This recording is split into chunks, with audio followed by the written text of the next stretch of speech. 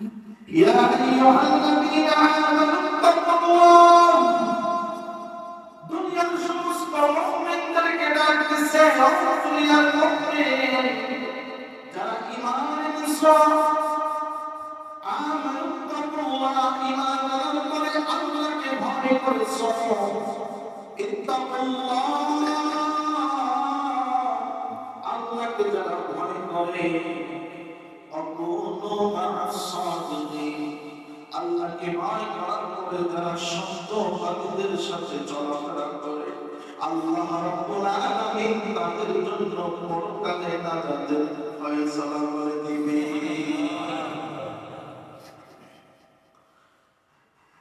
আপনার আমার দুনিয়ার লাইনে বন্ধু তারাই হবে যারা জান্নাতের পথে আগানো তারাই আমাদের বন্ধু হবে যদি মুমিন হয়ে থাকি। আর যদি বেঈমান হয়ে থাকি তাহলে আপনার আমার বন্ধু হবে তারা যারা ইহকালেও পথভ্রষ্ট পরকালেও যারা পথভ্রষ্ট।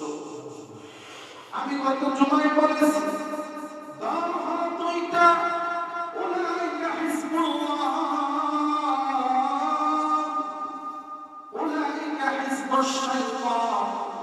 দল হলো আল্লাহর কাছে দুইটা কিন্তু দুনিয়ার লাইনে আমরা বিভিন্ন দলাদলের মাঝে পড়িনা আমাদের ঈমান নিয়ে টানা কিসনা শুরু হয়ে গেছে। কথা বলেন ঠিক না? দল হলো আল্লাহর কাছে দুইটা কিন্তু দুনিয়ায় আমরা যারা বসবাস করি রাজনৈতিক আলোচনা করতাম আমাদের এই ধর্মীয় ব্যাপারে বিভিন্ন দলের অন্তর্ভুক্ত হয়ে গেছে। কথা ঠিক না? কত পীর কত খানকা কত দলের মুরিদ কত টুপি কত পাঞ্জাবি কত কিছু এক এক পীরের এক এক টুপির কালার। যদি পীরের সাথে টুপি না মিলে তাহলে সালাম নাই আছে নাই। যদি পীরের সাথে জামার সাথে মিল না থাকে তাহলে তুমি আমার পীরের মুরিদ না, তোমার সাথে আমার সাথে কোনো বন্ধুত্ব নাই আছে না নাই। আগে সালাম দিতে গেলে আগে টুপির দিকে তাকাই জামার দিকে তাকাই না আমার সাথে মিলতেছে না। কবরে যাওয়ার পরে মুনকার নাকির ফেরেশতা কি সওয়াল করবে সবারই জানা আছে আছে নাই।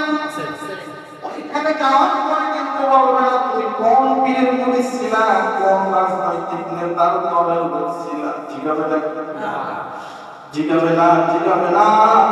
ওইখানে যে প্রশ্ন করা হবে ওই প্রশ্নের জন্য উত্তর দেওয়ার জন্য তৈরি হওয়া লাগবে। দুনিয়াতে আমরা একটা নিয়ম দেখেছি পরীক্ষার আগে প্রশ্নপত্র দেখানো হয় না, বলে দেওয়া হয় না, প্রকাশ করে দেওয়া হয় না।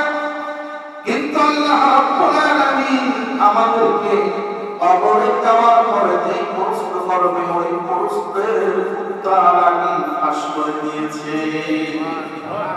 আমরা সবাই জানি কি জানি না? তাহলে আমরা যদি দুনিয়াতে আল্লাহ এবং তার রাসূলকে অনুসরণ করে যেতে পারি চার শ্রেণীর বন্ধু হবে তারা জান্নাতে যাবে আমাদেরকে নিয়ে। আর সূরা তাওবার ভিতরে আল্লাহ বলেন ও ঈমানদারেরা তোমরা আল্লাহকে ভয় করো আর সত্যবাদীদের সাথে চলাফেরা করো। এই কথাগুলো কি আল্লাহর কোরআনের কথা কিনা? আল্লাহ আমাদেরকে সঠিক পথে চালাইবার জন্য কোরআন দিয়েছে, আমরা কোরআন ছেড়ে দিয়েছি তথ্যভ্রষ্ট হয়ে গেছি। কথাটা ঠিক না? কোরআন বলতেছে সত্যবাদীদের সাথে তোমরা শামিল হও, সত্যবাদীদেরকে বন্ধু বানাও।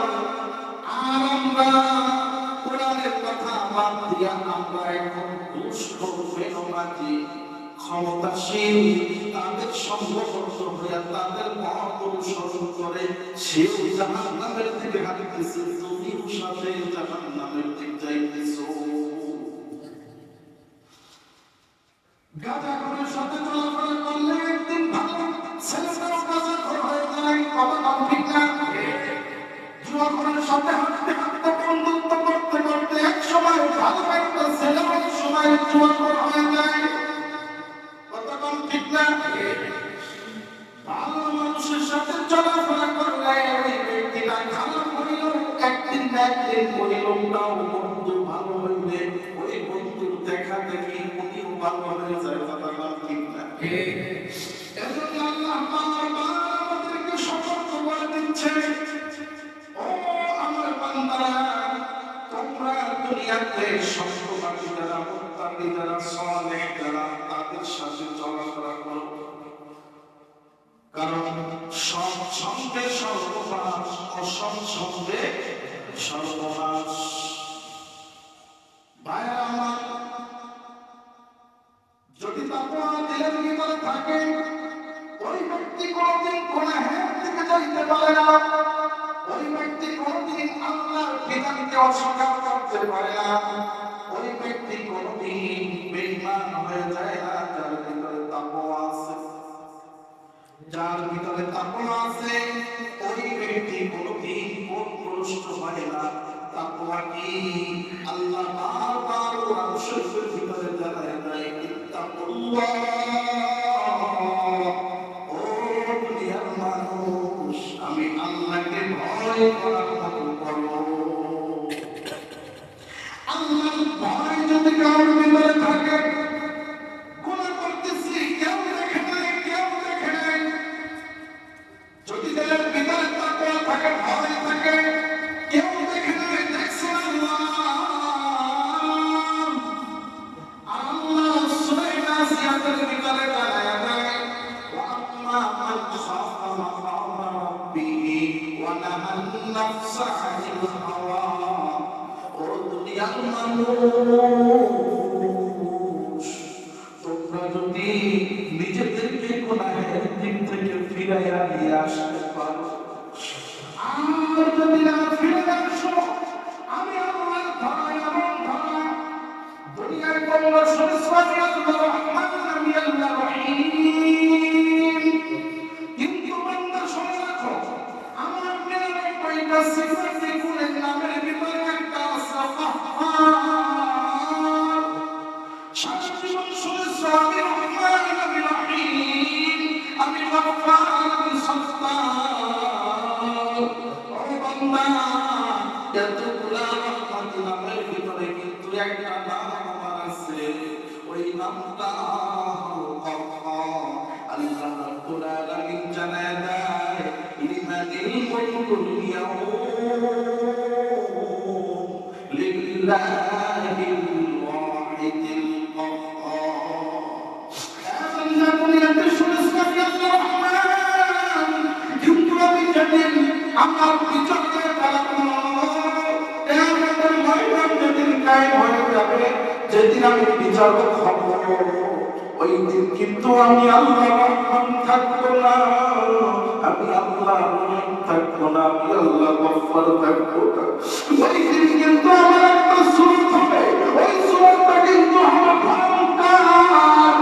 লিমানিল মুলকুল ইয়াউম লিল্লাহিল ওয়াহিদিল কাহ্হার। সেদিন আল্লাহ আদালতে বসার পরে, ওই কুরসির ভিতরে বসার পরে আল্লাহ এমন হুঙ্কার দিবে, আল্লাহ ডাক দিয়ে বলবে, ও দুনিয়ার ক্ষমতাশীলেরা, যাদের কথায় থরথর করে কাঁপতো, ও দুনিয়ার বড় বড় অট্টালিকার মালিকরা, কই তোমাদের বাহাদুরি? সমস্ত আজকে মাটির সাথে মিশিয়ে দিছি, কোনো বাহাদুরি নেই, কোনো সম্পদ নেই, কোনো ক্ষমতা নেই, সব মাটির সাথে একাকার হয়ে গেছে। আল্লাহ সেদিন জিজ্ঞাসা করবে, ও আমার বান্দারা, আজকে বলো তো, আজকে দিনের বিচারপতি কে? সবাই বলবে আল্লাহ, তুমি আজকে বিচার দিনের মালিক। وأما من خاف مقام ربه ونهى النفس عن الهوى। একদিন আপনাকে আমাকে আল্লাহর মাকামে দাঁড়াইয়া, আল্লাহর সামনে দাঁড়াইয়া, একদিন নিজ জিন্দেগিতে যা কিছু আপনি করেছেন সব কিছু হিসাব দিয়া আল্লাহর সামনে থেকে আপনাকে দিতে হবে। ওরে মুমিন ভাই, ওই ওই দিন আসার আগে এখনো সময় আছে, তওবা করে নাও। এখনো সময় আছে, ফিরে আসো। এখনো সময় আছে, আল্লাহকে ভয় করো। আমার যুবক ভাইরা, মনে করছো বুঝি আমার জিন্দেগিটা কি হয়েছে, সবেমাত্র আমার বয়স 3 বছর। বন্ধুরে বাবা রে, এই পৃথিবীর হায়াত যদি তোমার 60 বছর হয়ে থাকে, আমার যুবক ভাই, 60 বছরের হায়াত যদি নিয়ে এসে থাকেন, আপনার জিন্দেগির 30টা বছর যদি কেটে যায় থাকে, আপনি একটু ভালো করে চিন্তা করে দেখেন, আপনার হায়াত বাকি আছে মাত্র 30 বছর। 50 বছরের হায়াত যদি নিয়ে এসে থাকে, একটু চিন্তা করেন, আমাদের কাছে প্রশ্ন করেন, 25টা বছর যদি আপনার হয়ে থাকে, আমার বাকি আছে মাত্র 25টা বছর। কথা কম ঠিক না? ও বন্ধু বাবা, 70 বছরের হায়াত যদি নিয়ে এসে থাকো, 60 বছর যদি হয়ে থাকে বাবা, আর বাকি আছে মাত্র 10টা বছর। কি নিয়ে মরে যাবা?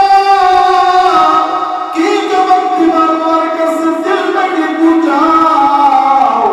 ওরে মন, কার জন্য এই এত আয়োজন, এত বসত বাড়ি, এত সম্পদ, কার জন্য রেখে যাবা?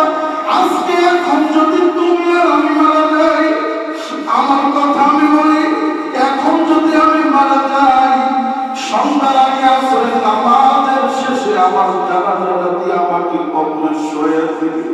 আমার কবরের প্রথম রাতটা কেমন হবে আমার জানা নাই। আল্লাহ যদি জিজ্ঞাসা, বান্দা, আমি তোর জীবনে কত বড় আমার যৌবন দিয়েছিলাম, এই যৌবনটা কোন কাজে ব্যয় করেছো? কি জবাব দিবা বলো? কি জবাব দিব বলেন? আল্লাহ যদি বলে, বান্দা, তোরে আমি যেই জন্য দুনিয়ায় পাঠাইছি তার কি করছো? কি জবাবটা দিব বলেন?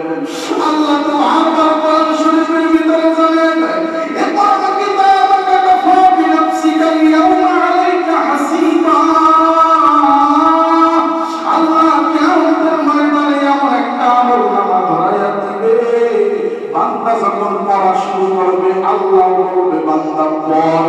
ইকরা কিতাবাকা, বান্দা বলবে, আল্লাহ এমন একটা কিতাব, এমন একটা আমলনামা ধরাইয়া দিলা, আমি পড়তেছি আর দেখতেছি, আমার জীবনের ঘর পর থেকে আমি যত ভালো করছি সব লেখা আছে, যত খারাপ করছি সব লেখা আছে।